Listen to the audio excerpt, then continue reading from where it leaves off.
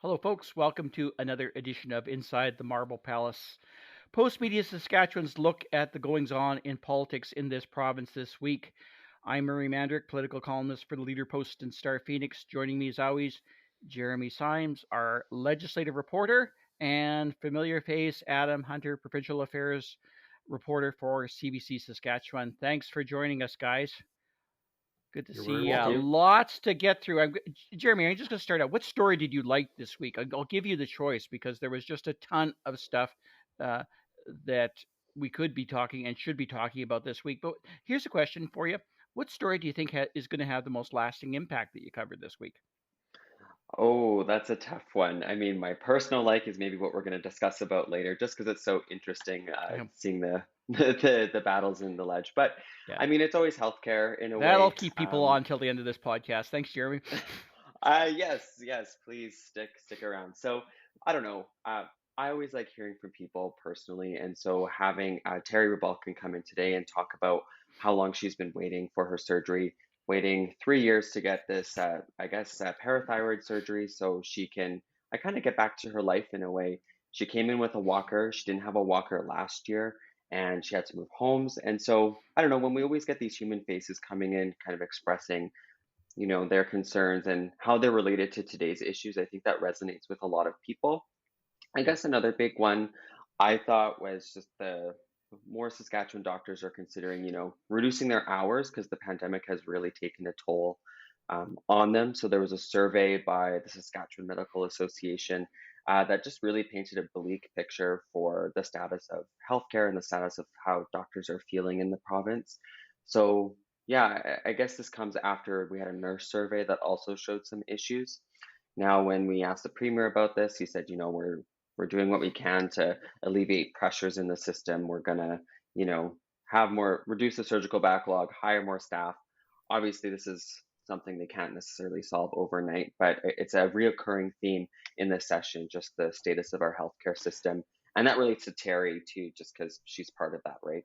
Absolutely, and Adam, it's interesting to bundle these stories because what I found out, and you pointed this out to me in terms of her scrum, about how quickly her concerns went from sort of the personal frustration she's suffering trying to deal with a health system, waiting 3 years for surgery, and then trying to deal with this in the middle of the pandemic and going to hospitals where she's not getting the kind of care she needs because of COVID.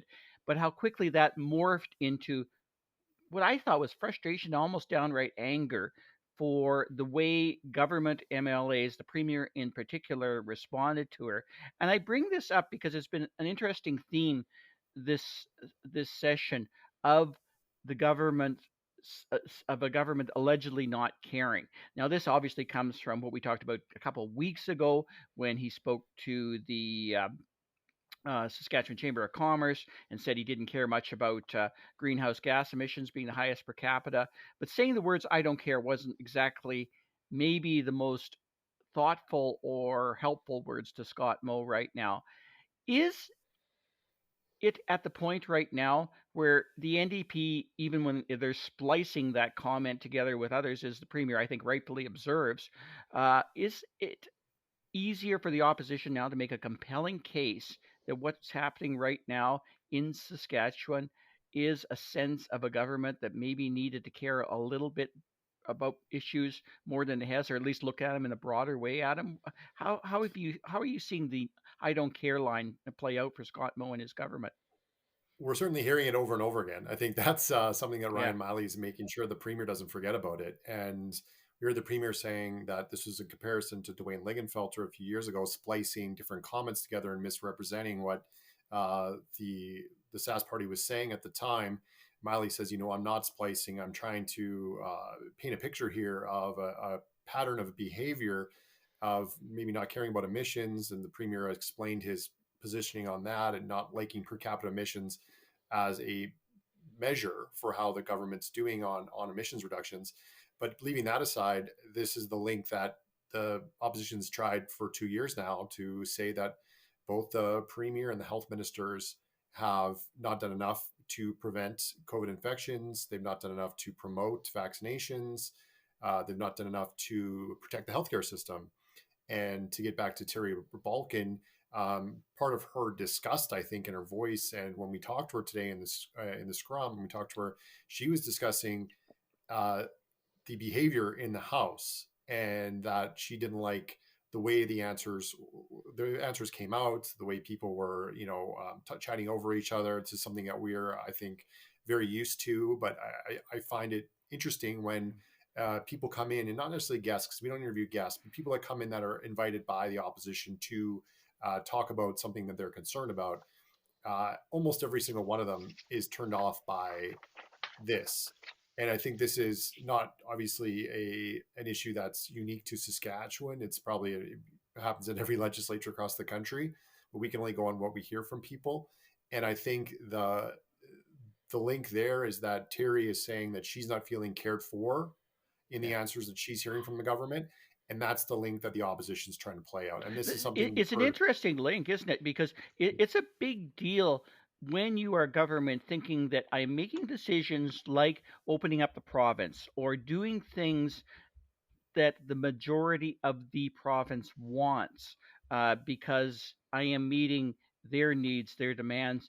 When that kind of turns around and backfires, and you have people coming to the legislature, or in the case as Jeremy outlined, Adam, we have doctors basically saying that there's consequences for these decisions that you're making. And in the case of the doctors, they're talking about burnout and retiring, leaving the province, which is going to create a huge demand that we can get into more about this week about how tough it is recruiting doctors. But in the case of Ms. Balkin's case, just the whole issue of just having to wait in a very, very uncomfortable, painful way for surgeries from a government that promised by now that we'd only be waiting 3 months for surgeries or even less. So, is it a case, Adam, in your mind that maybe some of this notion that the government was doing the political popular things are turning out to be less popular now because now the government's finding out it has a few consequences to deal with it because it made these decisions?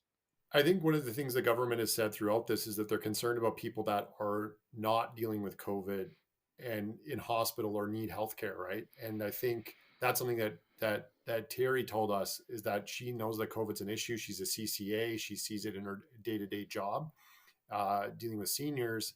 But she wanted to say, well, hey, don't forget about me. I don't have COVID. I've done everything. I've got my shots. I've followed the rules, and yet I'm still here waiting.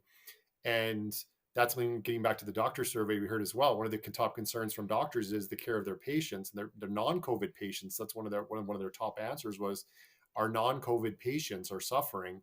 And when you hear the frustration from Mr. Balkin, maybe not being heard, and we go back to the I don't care, that's in flashing lights in that doctor survey, because the number one concern they have was not being properly, or they felt their voices were silenced, whatever you want to frame it, during the COVID response. And it's not any of these other things that we're talking about. That was that they felt that they were edged out of this conversation. And that has implications for the things you're talking about, Murray, with retention of doctors, with people wanting to retire, cutting back hours. And this is an issue when we talk about surgeries, which is a big commitment by the government and something that they're really pushing for. But also, every day for the last couple of weeks, we've heard about, we have a 4-point plan. We're going to recruit. We're going to retain. Yesterday, Premier Moe said we are going to make sure we are making an attractive package to grads, not only grad retention, not only incentives for them, but maybe going above and beyond. And that's the first I've heard of that specific, like really aggressive to try and get these grads from Saskatchewan to stay in Saskatchewan, because we know the stats of Saskatchewan grads in the medical fields getting trained here and then leaving. Sorry about that, Jeremy. You did both stories this week, and what struck you about the doctor survey as well, and what struck you about what Health Minister Paul Merriman had to say about retention, that you think is going to resonate a little further? There was lots in the doctor survey. Uh, uh, I thought that spoke volumes to everything that we've kind of covered from the pandemic, and a lot of things that maybe were said or thought of at the time, but weren't quite as articulated as bluntly as they seem to be in that survey. Yeah, for sure. The one thing, and Adam mentioned this, was the idea that they feel like their voices aren't being heard, and that does play into this narrative of the I don't care. the government is saying, in a way they do care, they're doing all these things, but you hear it from the other side, and I don't think that message is getting through, or there's definitely a different message there. Other than that, like in the survey, we saw, I think it was 36% of family physicians and then 30% of specialists reporting that they're very likely to reduce their work hours. And then it was 19% said they were looking to retire in the next 2 years. And I think that's really significant when we're looking at what the province plans to do in the future to reduce the surgical backlog. Because if your doctors are telling you they're going to retire or reduce their services, and we're seeing more of them say this, how is that going to affect your plan? Is that going to complicate things? And so I did ask Mo about that, or the premier about that, and he was saying, we're going to, it's more of a serious thing, it's more of an urgent thing. A lot of what Adam was alluding to there.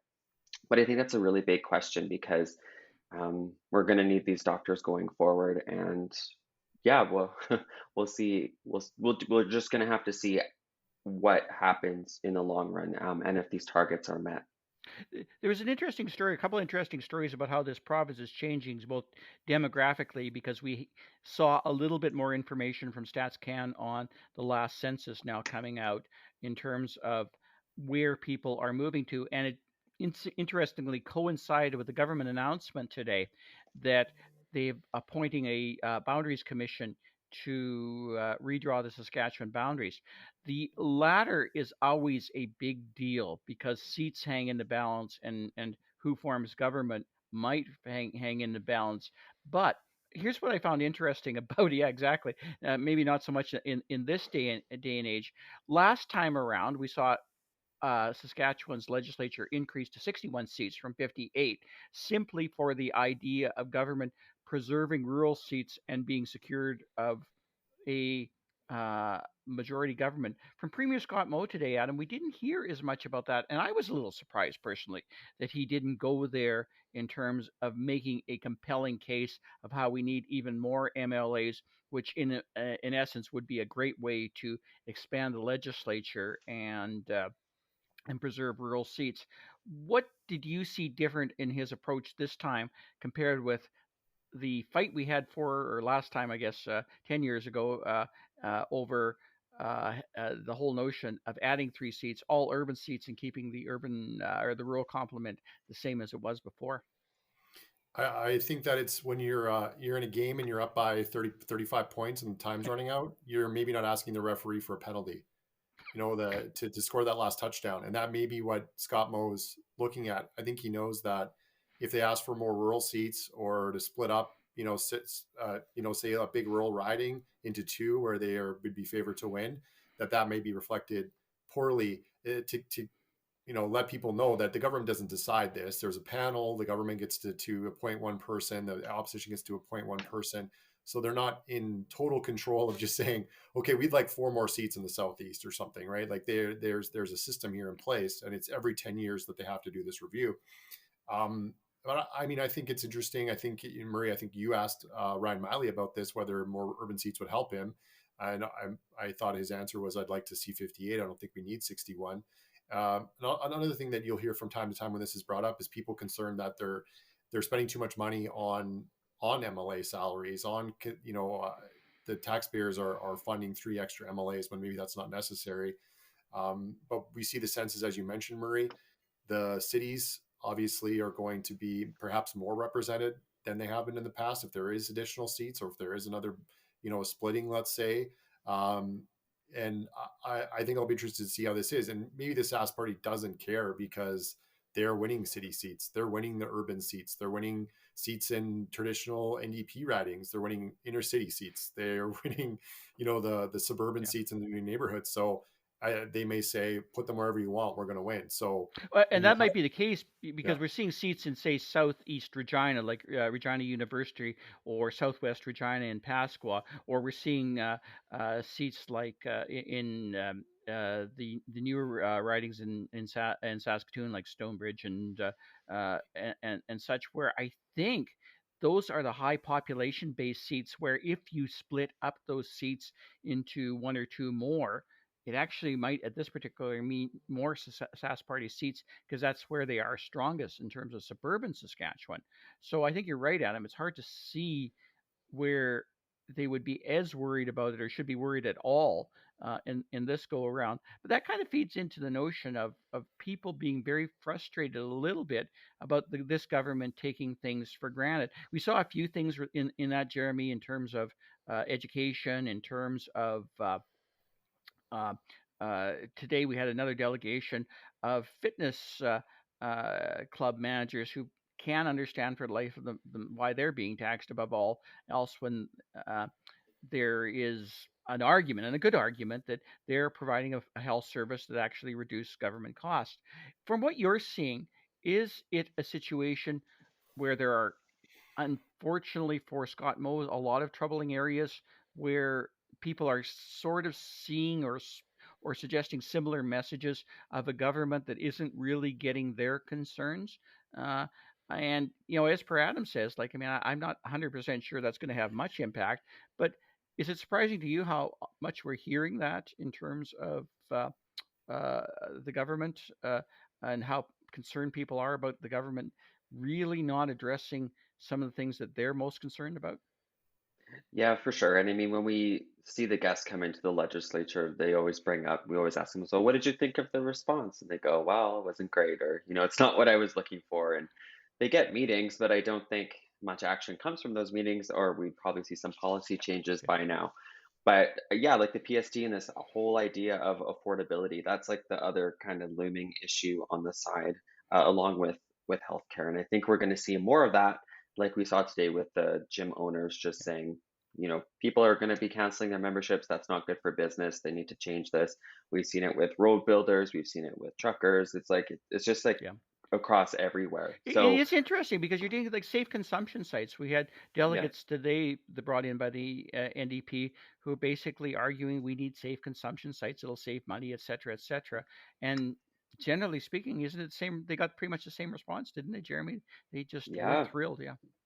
yeah, just not thrilled. And on this idea of safe consumption, the government keeps getting asked, or we keep asking them, like, why aren't you moving forward with this? We have the evidence. It shows it works. Some of your internal stuff shows it works. Why aren't you doing it? And we're not getting the best or the most clear answers right now. I guess Mo was a little bit more straightforward today in saying, we have a budget to work in and we got to stick to that budget. And that's also, I guess, kind of been the line by a lot of ministers when you ask them, hey, are you going to help someone with this? Are you going to do this? They always go back to the budget and say, we got to live within our means. So I think they're just going to keep using that line. Well, before we leave here, let's hop in the Wayback Machine for a while and go back to the 90s, because there was one of the best stories, or at least the most uh, dramatic stories, came out from former Sask Party LA, Nadine Wilson, who's now sitting as an independent over her vaccine status. She raised a story from, I guess, roughly 20 years ago when the Sask Party was still in opposition. And there was a situation where a caucus employee at the time working for the opposition Sask Party caucus was fired. She was fired after it was discovered by the Sask Party, who installed on their own, without the approval of the Sergeant of Arms, some monitoring cameras that caught her in the act of maybe rifling through purses. And obviously, that did not go over well with the Sergeant of Arms. How is that story? Can you explain why that story came up today and why it's even sort of relevant today, Adam? I think the explanation is that Nadine Wilson, as you mentioned, is not no longer in the Saskatchewan Party caucus, and it's due to her, as the government would say, lying about her, or misrepresenting, that's the word they use, her vaccination status a few months ago. She gets a weekly allotment of time, and usually after the NDP's done their questions, she'll stand up and ask questions. And this is the first time that the government was really made uncomfortable, I think, visibly uncomfortable by what she was asking, because it was something that she had. She felt maybe this was a smoking gun. I know I had to go in the Wayback Machine and go to some of my sources and yourself to say, back in 2002, 2007, when this was, the incident happened in 2002, and then 2007, it was made public. And of course, the Sask Party was in opposition during this time. So this isn't necessarily new information. This is something that she's doing to stir up some questions about the government's plan with Bill 70, which will remind people is their plan to redo legislative security. and there have been a lot of concerns raised about that and government surveillance. And Nadine Wilson's questions were along the lines of, what will be the penalty for someone surveilling someone? Have you ever surveilled anyone? And Premier Moe kind of walked into one when he said, well, no one has done this on our side, to my knowledge, and then to no one else's knowledge. And then the very next question, Donna Hartpower, who's been here longer than Premier Moe, had to stand up and go, oh, by the way, this did happen. And the Premier's spin on this is, you should not be representing anyone right now, because people are calling me and telling me that they didn't vote for someone that's not a Sask party representative, and you should step down and force a by-election. And that may be a valid concern you could have, but that's separate from what I think Nadine Wilson's trying to do, which is what maybe some of us thought might happen, was maybe some retribution, maybe some digging up some old stories in the government.